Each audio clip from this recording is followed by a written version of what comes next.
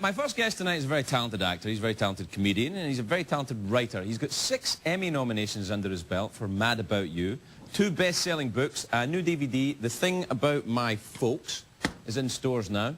Take a look at this clip.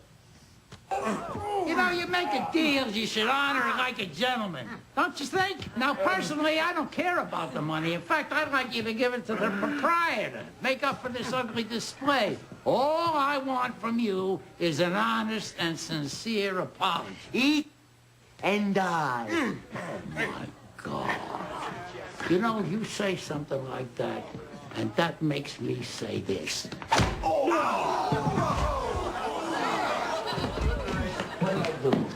You got your boat? Paul Reiser, everybody!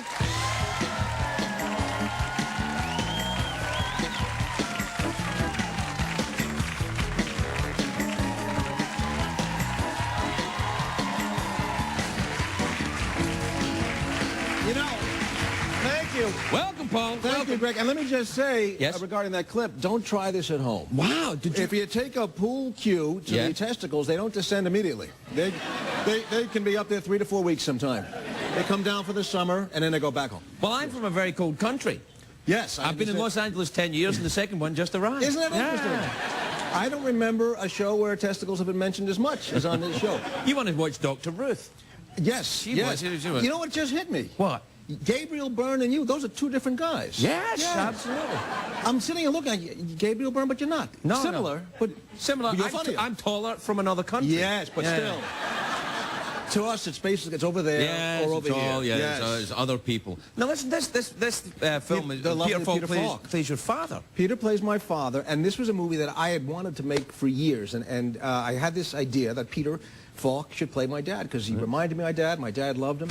And, Is your dad a tough guy like that? No, no. Peter was tougher and funnier than my dad. Right. And, but so I finally wrote the script, and I gave it to Peter. I called Peter Falk, and I said, please read the script. And he called me that night, and he said, well, we got to do this movie.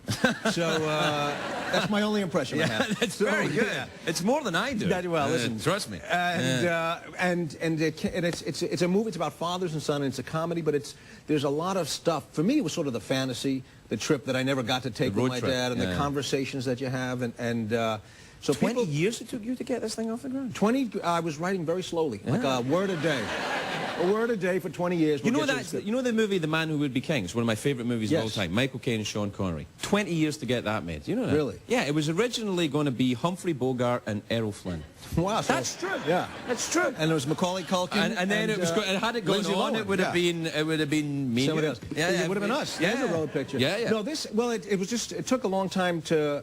I was thinking about it, and then I got older and I had kids of my own, and you start to realize you look at your parents a little differently when you get old and you have kids. So, So it was a very the people who saw it. It opened a few months ago in theaters and made over $1,400 in this country. Yes, that's just in this country, Craig. Yes. Wow. So those checks are still coming in, and many of those people were not relatives of mine. So I feel good about that. Did you have problems getting the movie made? We were turned down. This was it was a little movie, and it was turned down by every studio. It was turned down by people who didn't even work for studios. Strangers, cab drivers.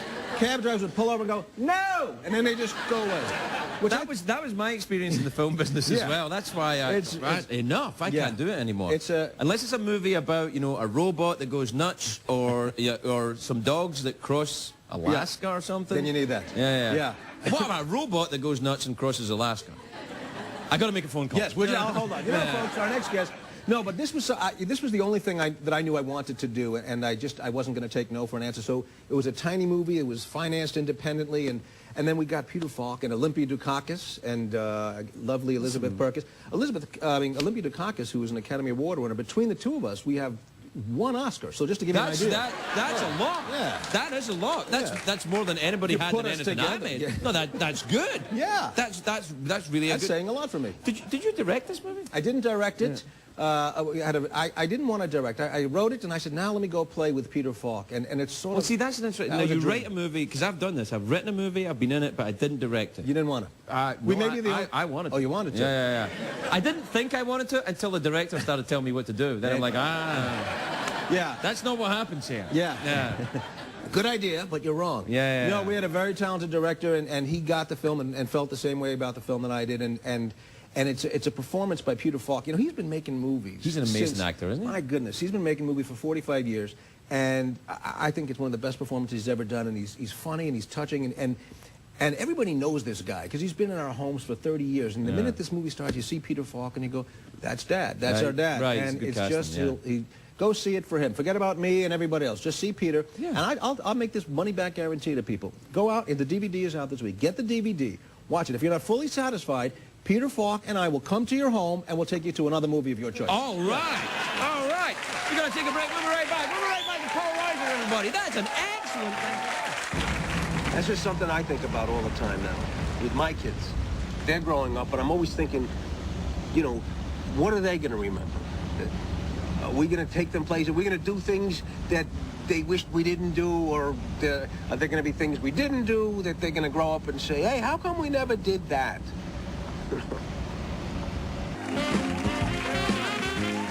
How you can find 100 beautiful Scot people every night. And fill it with Scottish people. It's unbelievable. None of these people are Scottish. Is that right? Only Americans and only dog lovers in this place. Welcome back, my lovelies. I'm here with the lovely Paul Reiser. Yes. We're talking about your movie, and you were mentioning that you have kids of your own now. I have two little boys. And you see the world a little bit differently. Yeah, you know. Do you forgive your parents for what they... Yeah, well, I had great parents. It wasn't like, a huge... I had great parents too, but when my son was born, I was like, oh, God, of course. You get it. Yeah. And when you hear that before you have kids, you know, someday you'll have kids, and you get it. I was 40 when my first kid was born, and which is the same age my dad was when I was born. I was 39. I started early. Yeah, well, you were always precocious. Oh, yeah. And suddenly, you know, you think, well, 40, you have a certain image in your head of, oh, those are old people. And you go, oh, that's how old I am now. Yeah. Wow. And you start thinking, oh, they didn't know everything. They were just knuckleheads like us. They were figuring it out. Yeah, you know, and yeah. you get a little bit more compassion. And understand. Have you ever taken any road trips with your own kids? Yeah. I never, like, well, last summer I did. I took a big road trip with my 10-year-old. He was 9.